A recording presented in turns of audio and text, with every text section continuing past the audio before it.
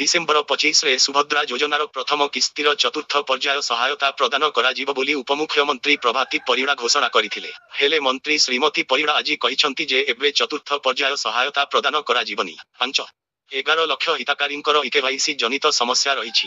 ଏହାର ସମାଧାନ ହେଲେ ସମସ୍ତ ଯୋଗ୍ୟ ହିତାକାରୀଙ୍କୁ ସୁଭଦ୍ରା ସହାୟତା ପ୍ରଦାନ କରାଯିବ। ମନ୍ତ୍ରୀ ଶ୍ରୀମତୀ ପରିଡ଼ା କହିଛନ୍ତି, ଏବେଠୁ ସମସ୍ତ ଯୋଗ୍ୟ ହିତାକାରୀଙ୍କୁ ସୁଭଦ୍ରା ଯୋଜନାର ସହାୟତା ପାଇବା ନିମନ୍ତେ ବାୟୋମେଟ୍ରିକ ପ୍ରକ୍ରିୟାରେ ଇକେୱାଇସି କରିବାକୁ ପଡ଼ିବ।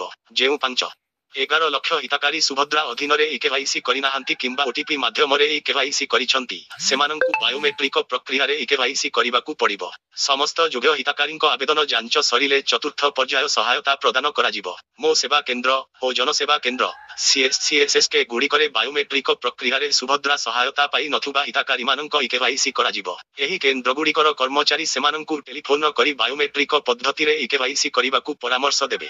ଏହାସହ ଶ୍ରୀମତୀ ପରିଡ଼ା ସୂଚନା ଦେଇଛନ୍ତି ଯେ ବର୍ତ୍ତମାନ ସୁଦ୍ଧା 1,06,24,000 ମହିଳା ସୁଭଦ୍ରା ଯୋଜନା ପାଇଁ ଆବେଦନ କଲେଣି।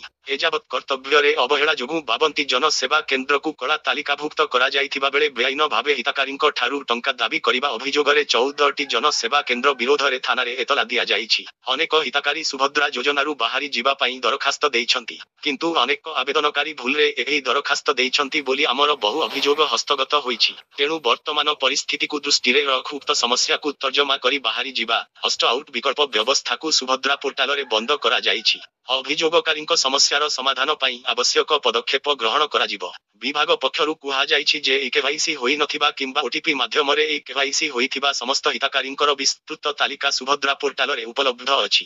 ହିତାକାରୀମାନେ ମଧ୍ୟ ଜିଲ୍ଲା ଶିଶୁ ବିକାଶ ପ୍ରକଳ୍ପ ଅଧିକାରୀ CDPOଙ୍କ ଅଫିସରେ ଥିବା ହେଲ୍ପ ଡେସ୍କ ମାଧ୍ୟମରେ ଏହି ତଥ୍ୟ ପାଇପାରିବେ। ବାୟୋମେଟ୍ରିକ ପ୍ରକ୍ରିୟାରେ ଇକେୱାଇସି କରାଇବା ନିମନ୍ତେ ସେମାନଙ୍କୁ ସ୍ୱୀକୃତି ରସିଦ କିମ୍ବା ନିଜ ଆଧାର କାର୍ଡ ସାଙ୍ଗରେ ନେଇ ନିକଟତମ CSCSSK କେନ୍ଦ୍ରକୁ ଯିବାକୁ ପଡ଼ିବ। ବାୟୋମେଟ୍ରିକ ଇକେୱାଇସି ପ୍ରକ୍ରିୟା ସମ୍ପୂର୍ଣ୍ଣ ନିଃଶୁଳ୍କ ଅଟେ। ଏଥି ନିମନ୍ତେ ହିତାକାରୀମାନଙ୍କୁ କୌଣସି ଦେୟ ଦେବାକୁ ପଡ଼ିବ ନାହିଁ।